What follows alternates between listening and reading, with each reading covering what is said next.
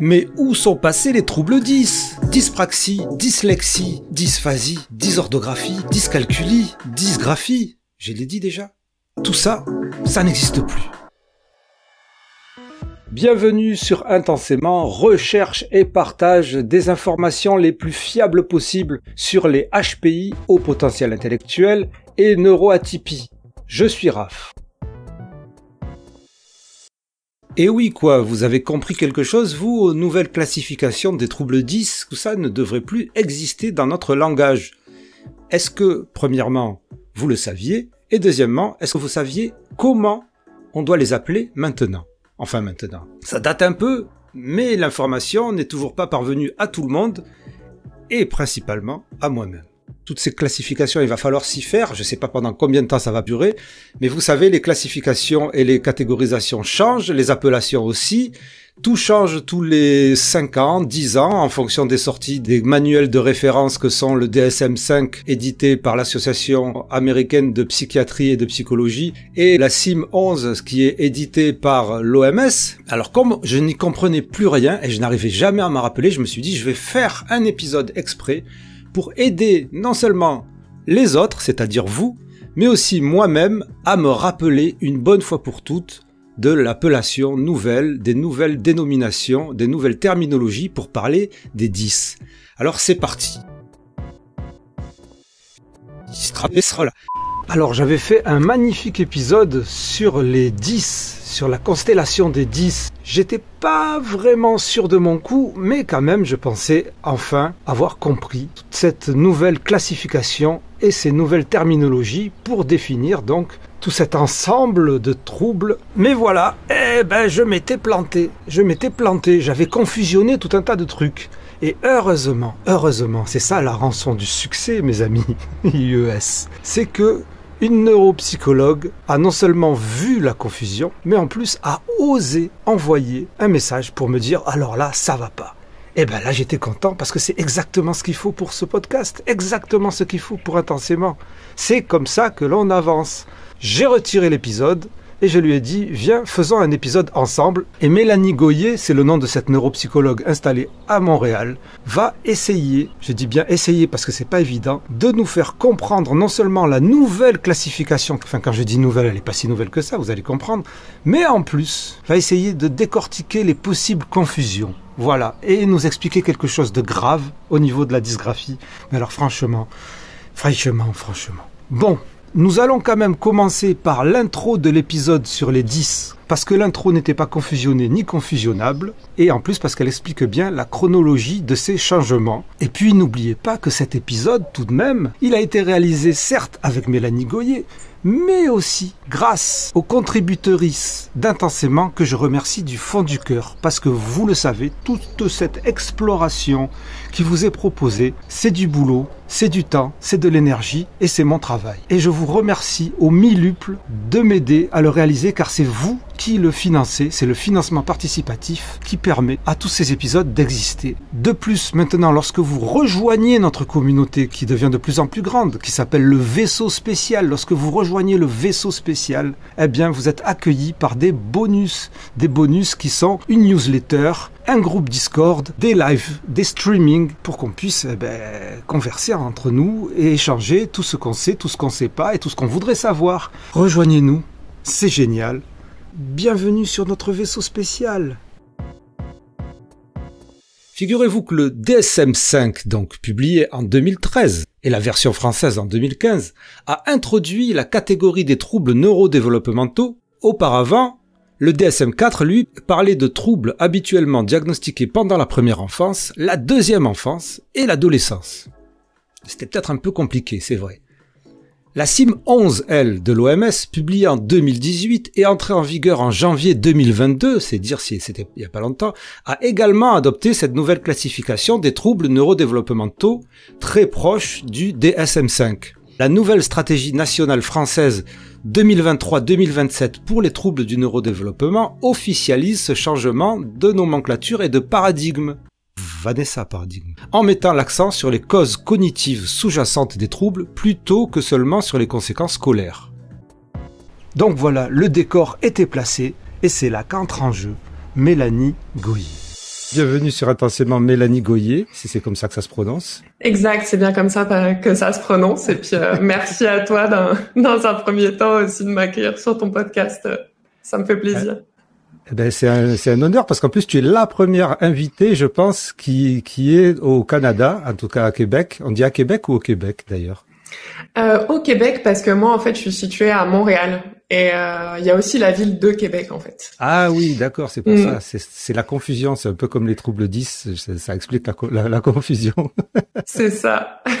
Tu n'es pas canadienne par contre? Non, en fait je suis française, donc c'est ça finalement. Je me suis expatriée après mes études, donc j'ai fait mon processus d'équivalence au Québec et ça fait 5 ans maintenant que j'y suis, donc voilà. D'accord. D'où le fait que tu aies quand même un léger accent quand même. Je m'en rends pas forcément compte, mais c'est peut-être le cas. Donc, alors, est-ce que tu pourrais d'abord te présenter succinctement et surtout nous dire pourquoi tu as osé me contredire sur ma vidéo sur les 10? Oui, donc comme je disais, je suis Mélanie Goyer. Moi, j'ai fait mes études en neuropsychologie en France, et puis je me suis expatriée au Québec il y a 5 ans pour faire un processus d'équivalence. Et puis maintenant, j'exerce en tant que neuropsy depuis 2021. Donc, je fais partie du fameux ordre des psychologues du Québec. Et puis, en fait, je m'intéresse beaucoup forcément à tout ce qui est neurodiversité, etc. Puis à tous les podcasts qui en parlent, parce que je trouve que c'est intéressant finalement justement de faire de la sensibilisation auprès des gens, que les gens puissent en entendre parler, pardon. Mais parfois, les informations qui sont véhiculées sont pas forcément toujours très précises. Mais j'aime beaucoup ton podcast parce que il y a beaucoup de vraies informations. Mais quand j'ai écouté finalement le premier jet sur les troubles neurodéveloppementaux, j'ai vu qu'il y avait par rapport au DSM en fait par exemple des petites imprécisions. Donc je me suis dit tiens, je vais tenter de lui envoyer un message puis on verra, mais je m'attendais pas forcément à ce que tu me répondes. Donc ça a été une belle surprise et puis que tu sois aussi ouvert sur cette question en fait, qu'on reprenne ça tous les deux finalement. Donc je trouvais ça vraiment cool. Ben oui, moi j'aimerais bien que chaque épisode soit fait avec un ou une spécialiste si tu veux. Mais c'est un peu compliqué parce que ça impliquerait un ou une invitée toutes les semaines avec qui je travaille et tout ça, et c'est pas évident du tout. Donc c'est très très bien que tu me reprennes et que tu me dises ce qui allait pas, d'autant que franchement, sur le moment quand je l'ai faite, ça fait partie de ces trucs où tu le fais, tu te dis là, il y a peut-être quelque chose qui va pas, c'est peut-être flou. Est-ce que je l'ai bien fait? Est-ce que je l'ai pas fait? Est-ce que je l'ai bien compris? D'abord, ce qui est flou ou pas flou, c'est est-ce qu'on a le droit en 2024 de parler des troubles 10? En réalité, oui, c'est vraiment plus une question de nomenclature et de catégorisation finalement de ces troubles dans les différentes catégories. En fait, on parle encore de troubles 10. D'ailleurs, c'est écrit dans le DSM, par exemple, que le mot dyslexie, c'est juste un autre terme pour parler du trouble spécifique des apprentissages de la lecture. Moi, je crois que ça m'est déjà arrivé finalement de dire à des parents, votre enfant a un trouble spécifique des apprentissages, parce que ça, je travaille beaucoup en développement, mais aussi avec des adultes sur les troubles du neurodéveloppement. Puis après, ils me disent, mais mon enfant a pas de dyslexie. Mais en fait, c'est juste une question de terminologie, mais en fait, on parle exactement de la même chose. Donc, c'est quand même encore des termes qui sont beaucoup utilisés, donc que les gens vont connaître. Puis moi, personnellement, je vais quand même l'utiliser entre parenthèses pour montrer aux personnes finalement qu'on parle exactement la même chose.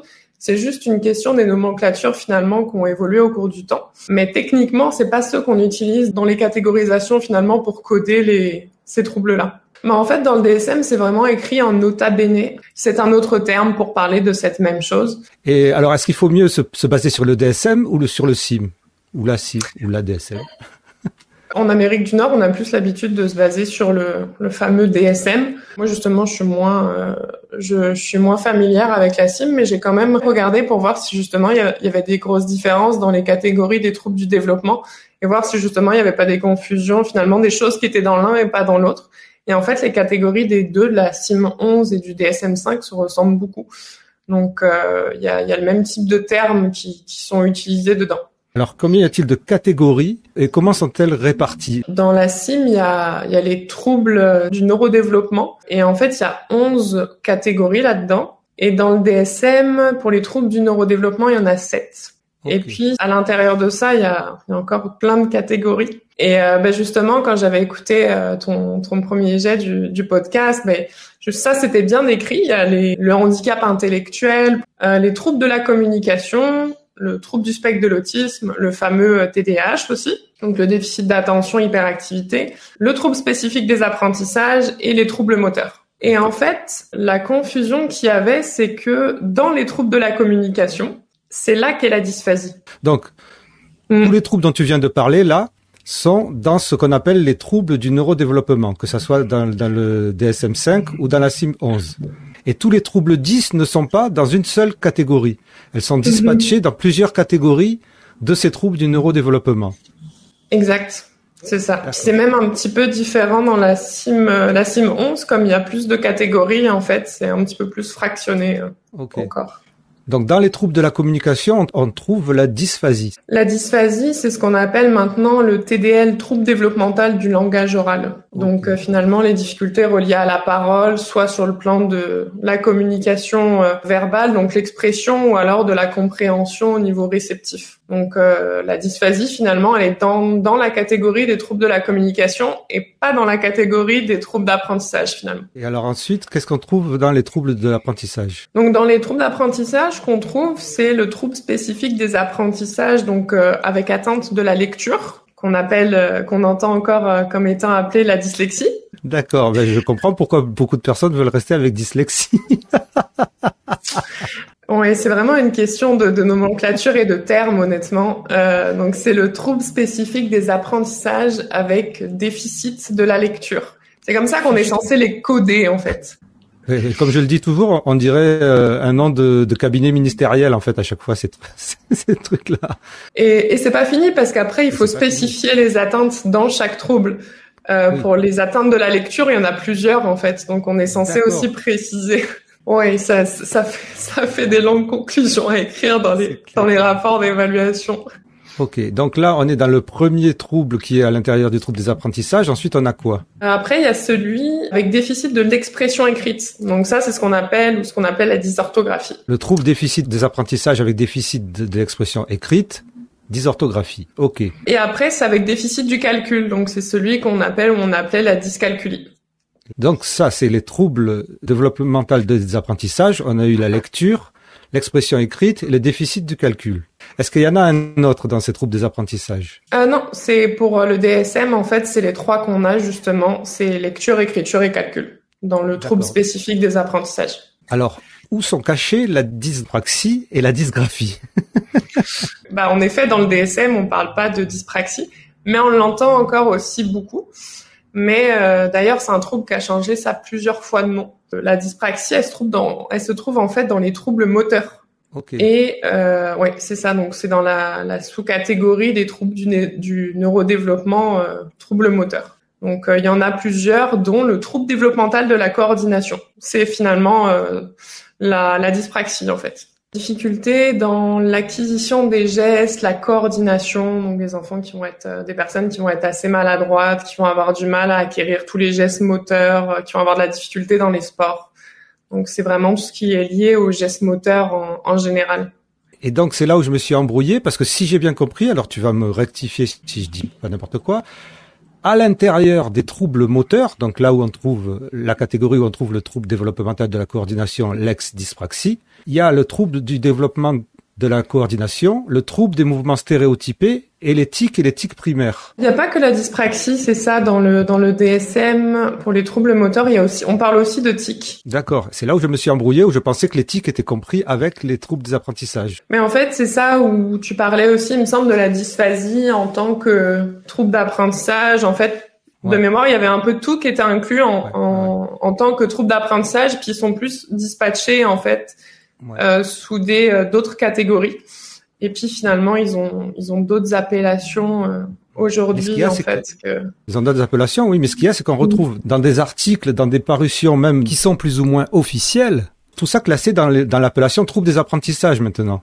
C'est ça qui est un peu troublant en fait, si on peut utiliser ce terme pour tout ça. C'est qu'on a un article qui dit les troubles des apprentissages et puis on se retrouve avec un article qui va parler de la dysphasie, de la dyspraxie, et c'est un peu, et par exemple donc, où se trouve dans ce cas-là donc la dysgraphie? Ça porte à confusion, en effet. D'ailleurs, moi-même, je l'ai recherché pour, justement, quand j'ai cherché des infos pour le podcast. En fait, il y a certains sites qui parlent de troubles d'apprentissage et puis, en effet, ils parlent de dysphasie. Des fois même, ils incluent le TDAH dedans. Donc ça porte beaucoup finalement quand même à confusion. Oui, voilà, exactement, c'est ce que j'ai vu aussi, ouais. Et puis il y a d'autres liens, je pense, dont certains que je t'ai envoyés où tu as vraiment justement trouble d'apprentissage, c'est que la lecture, l'écriture et le calcul. Donc ça mélange beaucoup, puis ça mélange d'autant plus, je pense, quand on n'est pas professionnel de la question. Déjà que nous parfois on peut se mélanger par rapport à ça. Mais je pense qu'on est d'autant plus perdu. Et puis oui, tu me disais pour la dysgraphie, en fait, la dysgraphie elle apparaît nulle part. Mais c'est pas possible, ça veut dire que je n'existe pas et mon fils non plus. En fait, c'est un diagnostic, c'est quand même communément reconnu par les professionnels. On en entend parler, je pense que justement, mais il y a des gens qui se font évaluer pour, et puis on leur parle de dysgraphie, de problèmes graphiques, et on le voit bien qu'il y a des personnes qui ont des difficultés dans ce domaine-là de façon peut-être assez isolée, en fait, qui n'ont pas d'autres problèmes associés parfois. Mais dans le DSM ni dans la CIM, ça n'apparaît pas. Il n'y a pas de dysgraphie, en fait. Excuse-moi, je t'arrête là. Là, je suis en train mon monde, est en train de s'effondrer. Et j'avais regardé, en m'étant intéressé par rapport à mon fils, et puis ensuite en comprenant que moi-même je suis toujours dysgraphique. J'avais cru comprendre qu'effectivement c'était flou. Au départ, je croyais que ça faisait partie de la dyspraxie. Ensuite, il apparaît que ça ne fait pas partie de la dyspraxie, mais que c'est souvent lié. Mais là, toi, tu dis carrément dans le DSM-5 et dans la CIM 11, tu ne l'as pas vu, tu ne le vois pas. Non, ça n'apparaît pas. Mais le fait étant qu'il y a certaines personnes qui vont avoir des problèmes de graphisme sans forcément coder complètement pour une dyspraxie, en fait, pour un trouble développemental de la coordination. Il y a des gens qui vont vraiment avoir que des difficultés avec les tracés écrits. Donc, c'est la calligraphie qui est assez mauvaise, qui est difficile. L'organisation sur une feuille qui est assez problématique. Donc, des enfants qui font des calculs en mathématiques, la feuille va être très sale, etc. Ils peuvent avoir de la difficulté à s'organiser par rapport visuellement à un tableau, par exemple, en classe. Donc, ça aide vraiment des difficultés dans ce domaine-là des traces écrites, finalement. Et c'est quand même un problème qu'on peut beaucoup retrouver chez des enfants qui sont dyspraxiques, en fait, qui ont un trouble développemental de la coordination, parce que ça implique la motricité globale, mais aussi la motricité fine, en fait. Mais alors, comment est-ce qu'on fait le diagnostic de dysgraphie s'il n'existe pas dans le DSM ou dans la CIM? Ça, finalement, c'est quand même des professionnels qui vont parler de dysgraphisme, parce qu'il y a quand même des outils normés qui sont utilisés pour évaluer la dysgraphie. Donc, il y a quand même des gens qui vont l'évaluer, notamment, je pense, en France, en psychomotricité, en ergothérapie. Mais en fait, en soi, c'est ça. On parle de dysgraphie. C'est un mot dont on entend parler. Il y a des personnes qui ont reçu cette appellation-là. Mais il n'apparaît pas du tout dans le DSM-5 ni dans la CIM, mais ça ne veut pas dire que ça n'existe pas pour le coup. Non, c'est un corner case, celui-là. Oui, mais toi, tu le classerais où alors, la dysgraphie, si jamais il fallait la classer quelque part? Elle est classée, je dirais elle se classe vraiment nulle part, en fait, en soi. Elle ressemblerait, je dirais, le plus soit au trouble, justement, des apprentissages, soit au trouble moteur. Parce que, comme je disais, il y a beaucoup de personnes qui ont une dyspraxie qui peuvent avoir des difficultés en motricité fine, justement. Donc, ça pourrait rentrer dans une de ces catégories-là, je dirais, mais en fait, finalement, quand on l'observe, ça y est pas. Ok, alors ça me fait un choc depuis tout à l'heure, je suis choqué. On parle aussi, il y a certaines personnes qui parlent aussi de possibilités de dysgraphie comme étant un retentissement du TDAH. Oui, ce que je trouve difficile justement avec la dysgraphie, c'est que parfois, en effet, on peut avoir peut-être des répercussions d'autres choses, comme un enfant qui a un trouble spécifique des apprentissages au niveau de la lecture et de l'écriture.